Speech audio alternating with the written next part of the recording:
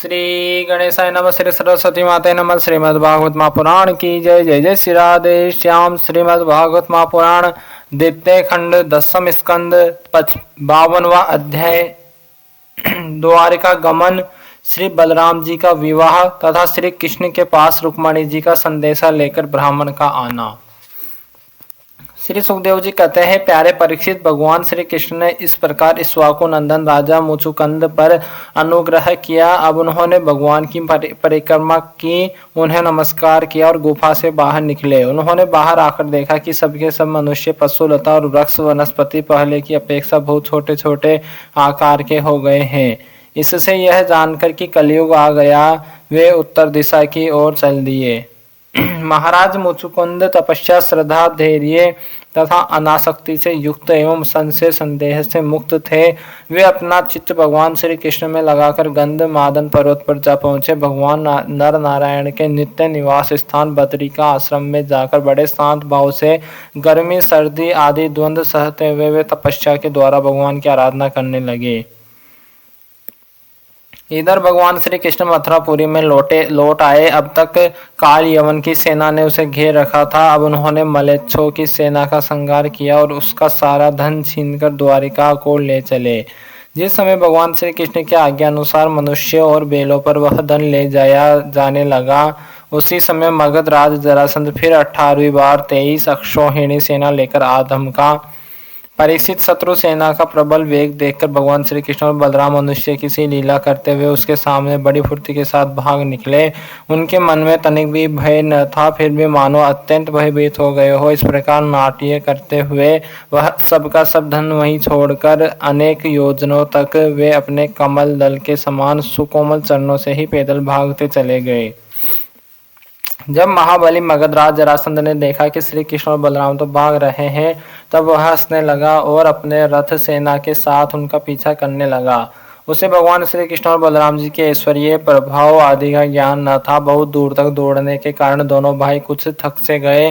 अब वे बहुत ऊंचे पर्वत पर चढ़ गए। उस पर्वत का पर्वतन नाम इसलिए पड़ा था कि वहां सदा ही मेघ वर्षा किया करते थे।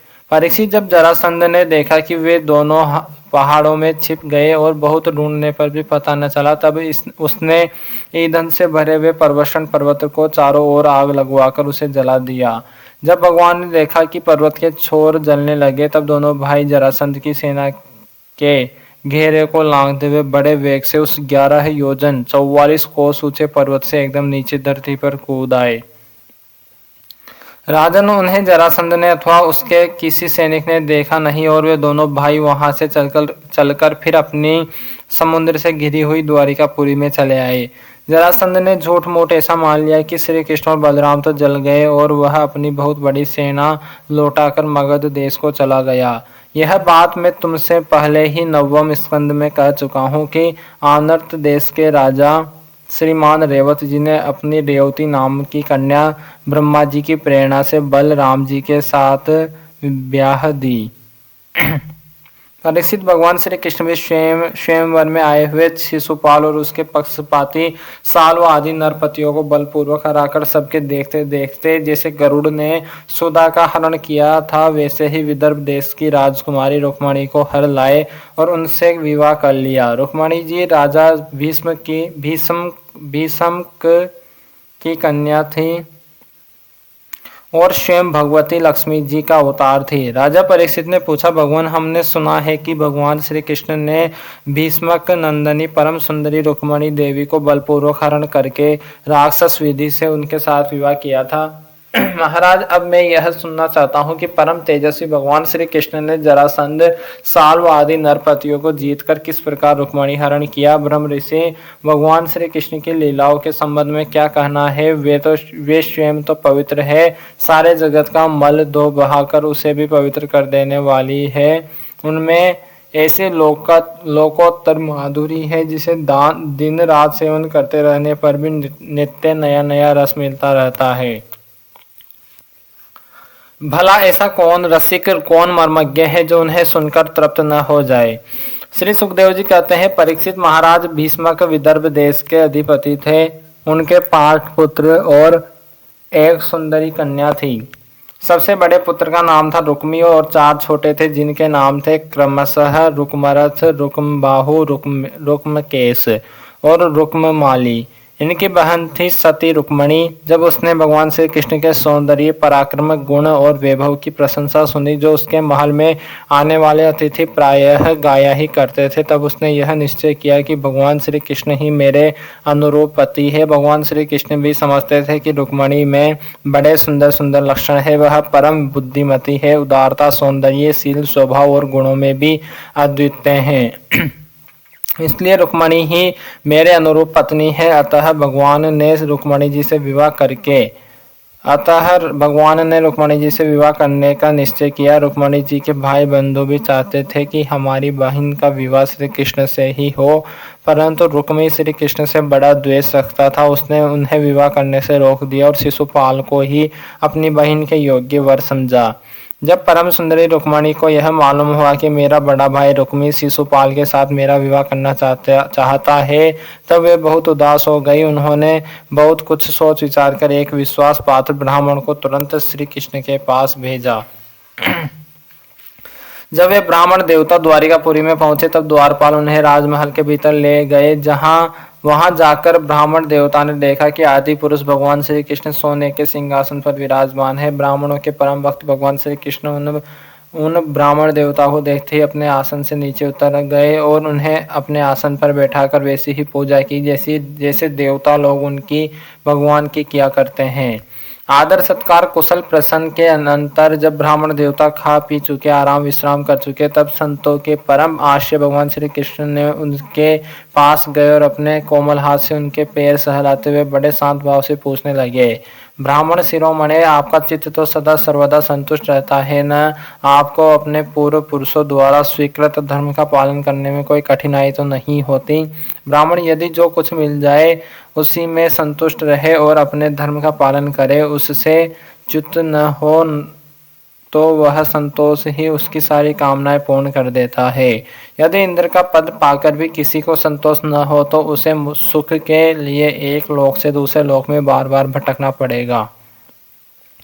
वह कहीं भी शांति से बैठ नहीं सकेगा, परंतु जिसके पास तनिक भी संग्रह परिग्रह नहीं है और जो उसी अवस्था में संतुष्ट है, वह सब प्रकार से संताप रहित होकर सुख की नींद सोता है। जो स्वयं प्राप्त हुई वस्तु से संतोष कर लेते हैं, जिनका स्वभाव बड़ा ही मधुर है और जो समस्त प्राणियों के परम हितैषी, अहंकार रहित और शांत है, उन ब्राह्मणों को मैं सदा सिर झुकाकर नमस्कार करता हूँ।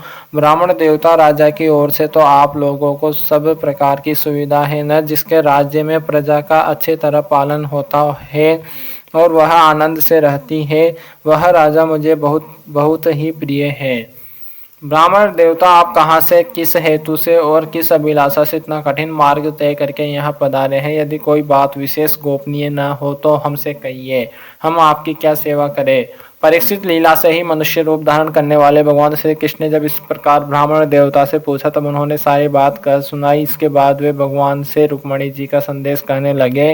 रुक्मणी जी ने कहा है, त्रिभुवन सुंदर, आपके गुणों को जो सुनने वालों के कानों के रास्ते हृदय में प्रवेश करके एक एक अंग ताप जन्म जन्म की जलन बुझा देते हैं, तथा अपने रूप सौंदर्य को जो नेत्र वाले जीवों के नेत्रों के लिए धर्म अर्थ काम मोक्ष चारों पुरुषार्थों के फल एवं स्वार्थ परमार्थ सब कुछ है, श्रवण करके प्यारे अच्युत मेरा चित्त लज्जा शर्म सब कुछ छोड़कर आप में ही प्रवेश कर रहा है।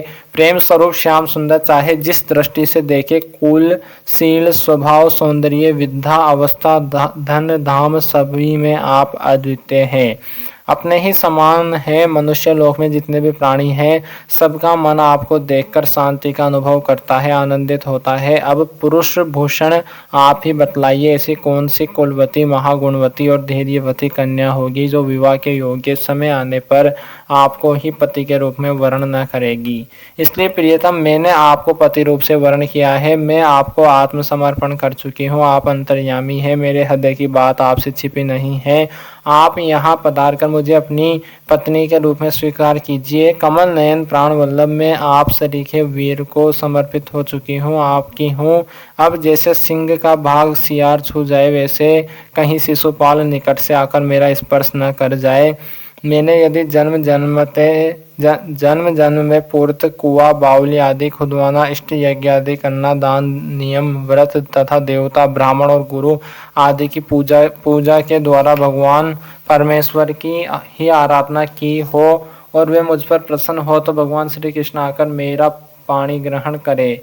शिशुपाल अथवा दूसरा कोई भी पुरुष मेरा स्पर्श न कर सके। प्रभु आप अर्जित है, जिस दिन मेरा विवाह होने वाला हो उसके एक दिन पहले आप हमारी राजधानी में गुप्त रूप से आ जाइए और फिर बड़े बड़े सेनापतियों के साथ शिशुपाल तथा जरासंध की सेनाओं को मत डालिए, तहस नहस कर दीजिए और बलपूर्वक राक्षस विधि से वीरता का मूल्य देकर मेरा पाणी ग्रहण कीजिए। यदि आप यह सोचते हो कि तुम तो अंतःपुर में भीतर के जनाने में महलों में पहरे के अंदर रहती हो, तुम्हारे भाई बंधुओं को मारे बिना मैं कैसे ले जा सकता हूँ, तो इसका उपाय मैं आपको बतलाए देती हूँ। हमारे कुल का ऐसा नियम है कि विवाह के पहले दिन कुल देवी का दर्शन करने के लिए एक बहुत बड़ी यात्रा होती है, जुलूस निकलता है, जिसमें विवाही जानने वाली कन्या को दुल्हन को नगर के बाहर गिरजा देवी के मंदिर में जाना पड़ता है। कमल नयन उमापति भगवान शंकर के समान बड़े बड़े महापुरुष भी आत्मशुद्धि के लिए आपके चरण कमलों की धूल से स्नान करना चाहते हैं। यदि मैं आपका वह प्रसाद, आपके वह चरण धूल नहीं प्राप्त कर सकी तो व्रत द्वारा शरीर को सुखाकर प्राण छोड़ दूंगी, चाहे उसके लिए सैकड़ों जन्म क्यों न लेने पड़े। कभी न कभी तो आपका वह प्रसाद अवश्य ही मिलेगा।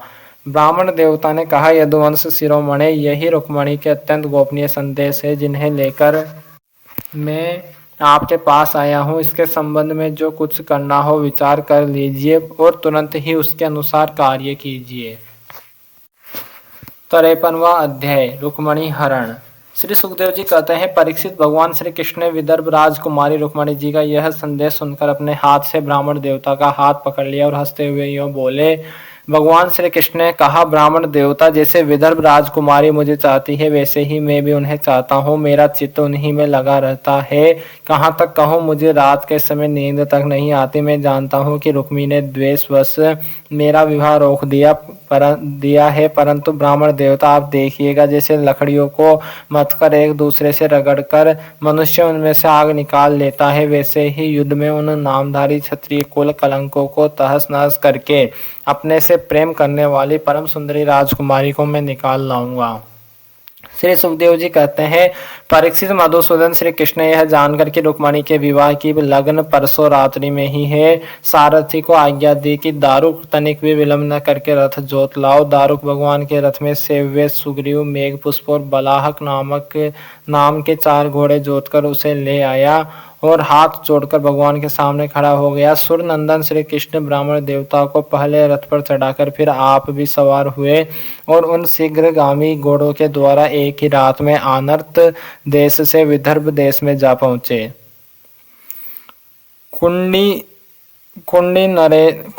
नरेश महाराज भीष्मक अपने बड़े लड़के रुक्मी के स्नेहवश अपनी कन्या शिशुपाल को देने के लिए विवाह उत्सव की तैयारी कर रहे थे। नगर के राजपथ, चौराहे तथा गली कूचे झाड़ बुहार दिए गए थे, उन पर छिड़काव किया जा चुका था। चित्र विचित्र रंग बिरंगी छोटी बड़ी झंडियां और पताकाएं लगा दी गई थी, तोरण बांध दिए गए थे। वहां के स्त्री पुरुष पुष्प माला, हार, इत्र, फुलेल, चंदन, गहने और निर्मल वस्त्रों से सजे हुए थे। वहां के सुंदर सुंदर घरों में से अगर के धूप की सुगंध फैल रही थी। परीक्षित, राजा भीष्मक ने पितर और देवताओं का विधि पूर्वक पूजन करके ब्राह्मणों को भोजन कराया और नियम अनुसार स्वास्थ्य वाचन भी सुशोभित दांतों वाली परम सुंदरी राजकुमारी रुक्मणी जी को स्नान कराया गया। उनके हाथों में मंगलसूत्र, कंकड़ पहनाए गए, कोहबर बनाया गया, 2 नए नए वस्त्र उन्हें पहनाए गए और वे उत्तम उत्तम आभूषणों से विभूषित की गई। श्रेष्ठ ब्राह्मणों ने साम, ऋक और यजुर्वेद के मंत्रों से उनकी रक्षा की और अथर्ववेद के विद्वान पुरोहितों ने ग्रह शांति के लिए हवन किया। राजा भीष्मक कुल परंपरा और शास्त्रीय विधियों के बड़े जानकार थे। उन्होंने सोना, चांदी, वस्त्र, गुड़ मिले हुए तिल और गोए ब्राह्मणों को दी। इसी प्रकार चेदी नरेश राजा धर्मघोष ने भी अपने पुत्र शिशुपाल के लिए मंत्रज्ञ ब्राह्मणों से अपने पुत्र के विवाह संबंधी मंगल कृत्य कराए। इसके बाद वे मद चुआते हुए हाथियों, सोने की मालाओं से सजाए हुए रथों, पैदलों तथा घुड़सवारों की चतुरंगी सेना साथ लेकर कुंडिनपुर जा पहुंचे। विदर्भ राज भीष्मक ने आगे आकर उनका स्वागत सत्कार और प्रथा के अनुसार अर्चन पूजन किया। इसके बाद उन लोगों को पहले से ही निश्चित किए हुए जनवासों में आनंद पूर्वक ठहरा दिया। उस बारात में साल्व, जरासंध, दंतवक्त्र, विदुरथ और पौंड्रक आदि शिशुपाल के सशस्त्र मित्र नरपति आए थे। वे सब राजा श्री कृष्ण और बलराम जी के विरोधी थे और राजकुमारी रुक्मणी शिशुपाल को ही मिले इस विचार से आए थे। उन्होंने अपने अपने मन में यह पहले से ही निश्चय कर रखा था कि यदि श्री कृष्ण बलराम आदि यदुवंशियों के साथ आकर कन्या को हरने की चेष्टा करेगा तो हम सब मिलकर उससे लड़ेंगे। यही कारण था कि उन राजाओं ने अपनी अपनी पूरी सेना और रथ, घोड़े, हाथी आदि भी अपने साथ ले लिए थे। विपक्षी राजाओं की इस तैयारी का पता भगवान बलराम जी को लग गया और जब उन्होंने यह सुना कि भैया श्री कृष्ण अकेले ही राजकुमारी का हरण करने के लिए चले गए हैं, तब उन्हें वहां लड़ाई झगड़े की बड़ी आशंका हुई। यद्यपि वे श्री कृष्ण का बल विक्रम जानते थे, फिर भी भ्रातृ स्नेह से उनका हृदय भर आया। वे तुरंत ही हाथी, घोड़े, रथ और पैदलों की बड़ी भारी चतुरंगी सेना लेकर कुंडिनपुर के लिए चल पड़े। इधर परम सुंदरी रुक्मणी जी भगवान श्री कृष्ण के शुभ आगमन की प्रतीक्षा कर रही थी। उन्होंने देखा कि श्री कृष्ण की तो कौन कहे, अभी ब्राह्मण देवता भी नहीं लौटे। वे बड़ी चिंता में पड़ गई। सोचने लगी, अहो अब मुझ अभागिन के विवाह में केवल एक रात की देरी है, परंतु मेरे जीवन सर्वस्व कमल नयन भगवान अब भी नहीं पधारे। इसका क्या कारण हो सकता है, कुछ निश्चय नहीं मालूम पड़ता। यही नहीं, मेरे संदेश ले जाने वाले ब्राह्मण देवता भी अभी तक नहीं लौटे। इसमें संदेह नहीं कि भगवान श्री कृष्ण का स्वरूप परम शुद्ध है और विशुद्ध पुरुष ही उनसे प्रेम कर सकते हैं। उन्होंने मुझ में कुछ न कुछ बुराई देखी होगी, तभी तो मेरे हाथ पकड़ने के लिए, मुझे स्वीकार करने के लिए उद्यत होकर वे यहाँ नहीं पधार रहे हैं। ठीक है, मेरे भाग्य ही मंद है। विधाता और भगवान शंकर भी मेरे अनुकूल नहीं जान पड़ते। यह भी संभव है कि रुद्र पत्नी गिरिराज कुमारी सती पार्वती जी मुझसे अप्रसन्न हो। परीक्षित रुक्मणी जी इसी उधेड़ बुने में पड़ी हुई थी। उनका संपूर्ण मन और उनके सारे मनोभाव भक्त मंचोर भगवान ने चुरा लिए थे। उन्होंने उन्हीं को सोचते सोचते अभी समय है ऐसा समझकर अपने आंसू भरे नेत्र बंद कर लिए। परीक्षित इस प्रकार रुक्मणी जी भगवान श्री कृष्ण के शुभ आगमन की प्रतीक्षा कर रही थी। उसी समय उनकी बाईं जांग, भुजा और नेत्र फड़कने लगे, जो प्रियतम के आगमन का प्रिय संवाद सूचित कर रहे थे। इतने में ही भगवान श्री कृष्ण के भेजे हुए वे ब्राह्मण देवता आ गए और उन्होंने अंतःपुर में राजकुमारी रुक्मणी को इस प्रकार देखा मानो कोई ध्यान मग्न देवी हो। सती रुक्मणी जी ने देखा ब्राह्मण देवता का मुख प्रफुल्लित है, उनके मन और चेहरे पर किसी प्रकार की घबराहट नहीं है। वे उन्हें देखकर लक्षणों से ही समझ गए कि भगवान श्री कृष्ण आ गए। फिर प्रसन्नता से खिलकर उन्होंने ब्राह्मण देवता से पूछा। तब ब्राह्मण देवता ने निवेदन किया कि भगवान श्री कृष्ण यहाँ पधार गए हैं और उनकी बुरी बुरी प्रशंसा की। यह भी बताया कि राजकुमारी जी आपको ले जाने की उन्होंने सत्य प्रतिज्ञा की है। भगवान के शुभ आगमन का समाचार सुनकर रुक्मणी जी का हृदय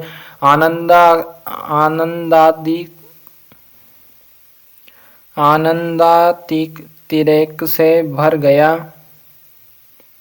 उन्होंने इसके बदले में ब्राह्मण के लिए भगवान के अतिरिक्त और कुछ प्रिय न देकर उन्होंने केवल नमस्कार कर लिया, अर्थात जगत की समग्र लक्ष्मी ब्राह्मण देवता को सौंप दी। राजा भीष्मक ने सुना कि भगवान श्री कृष्ण और बलराम जी मेरी कन्या का विवाह देखने के लिए उत्सुकतावश यहाँ पधारे हैं। तब तुरही, भेरी आदि बाजे बजवाते हुए पूजा की सामग्री लेकर उन्होंने उनकी अगवानी की और मधुपर्क, निर्मल वस्त्र तथा उत्तम उत्तम भेंट देकर विधि पूर्वक उनकी पूजा की। भीष्मक जी बड़े बुद्धिमान थे, भगवान के प्रति उनकी बड़ी भक्ति थी। उन्होंने भगवान को सेना और साथियों के सहित समस्त सामग्रियों से युक्त निवास स्थान में ठहराया और उनका यथावत आतिथ्य सत्कार किया। विदर्भ राज भीष्मक जी के यहाँ निमंत्रण में जितने राजा आए थे उन्होंने उनके पराक्रम, अवस्था, बल और धन के अनुसार सारी इच्छित वस्तुएं देकर सबका खूब सत्कार किया। विदर्भ देश के नागरिकों ने जब सुना कि भगवान श्री कृष्ण यहाँ पधारे हैं, तब वे लोग भगवान के निवास स्थान पर आए और अपने नयनों की अंजलि में भर भर कर उनके वदनारविंद का मधुर मकरंद रसपान करने लगे।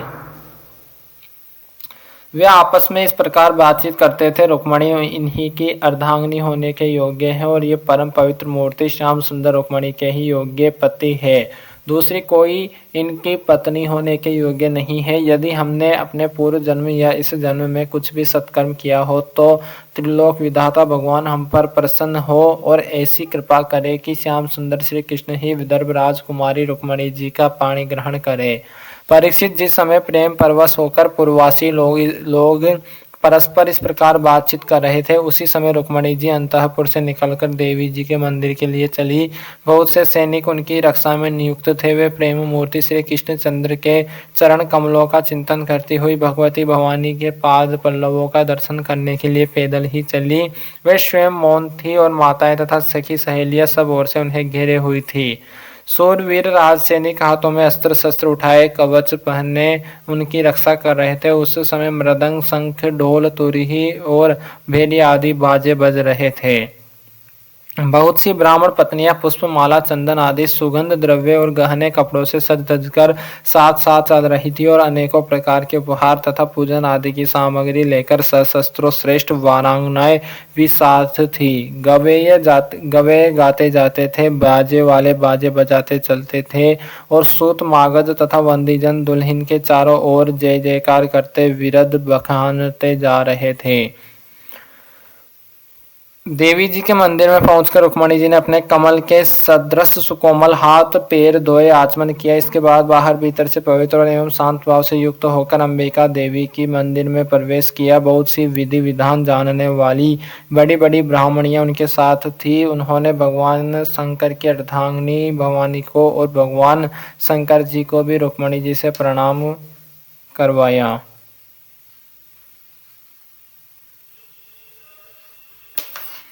रुक्मणी जी ने भगवती से प्रार्थना की, अंबिका माता, आपकी गोद में बैठे हुए आपके प्रिय पुत्र गणेश जी को तथा आपको मैं बार बार नमस्कार करती हूँ। आप ऐसा आशीर्वाद दीजिए कि मेरी अभिलाषा पूर्ण हो। भगवान श्री कृष्ण ही मेरे पति हो। इसके बाद रुक्मणी जी ने जल, गंध, अक्षत, पुष्प, वस्त्र, पुष्पमाला, हार, आभूषण, अनेकों प्रकार के नैवेद्य, भेंट और आरती आदि सामग्रियों से अंबिका देवी की पूजा की।